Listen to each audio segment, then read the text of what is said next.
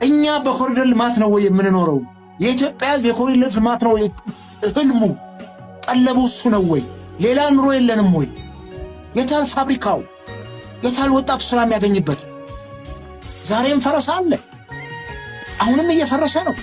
አሁን የምልክ ከጎሮ እስከ ኮዬ አደባባይ ድረስ ያለው ማት ፈረሳ ነው ያለው። አዳዲስ ቤቶች ገና አሁን በቅርብ የተሰሩ ጎሮ አካባቢ ከመንገድ ግራና ቀኝ ድራሻቸውን አጥቶ አፍርሰውታል። ሲሰሩ ለምን ዝም አሏቸው? ቤቶቹ እኮ አላለቁም። የግለሰቦች ገንዘብ የአገር ገንዘብ አይደለም ወይ? አገር የምታርገው እኮ በግለሰቦች ሀብት ነው።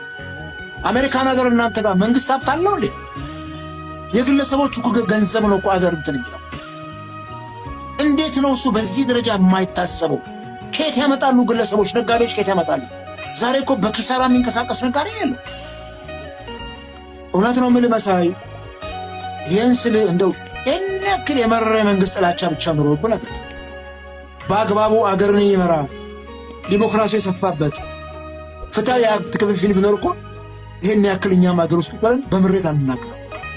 ገባ?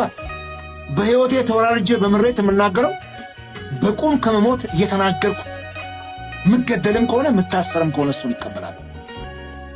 እኔ መተነፈሳት እኔ መረውራት ቃል ምናልባት አለት የሆነው መንግስት ተቆረቆረ ይሆናል ብዬ ስለማስበውና የኢትዮጵያ ህዝብ ሪሊ ከአቅሙ በላይ ነው ኑሮ። እግር ተወርች አስሮታል። ገፈቱን እየጫለጥን ነው ያለነው። የቤታችን እርሾ በኋቃው ባዶ ነው። እነግራለሁ፣ ባዶ ነው።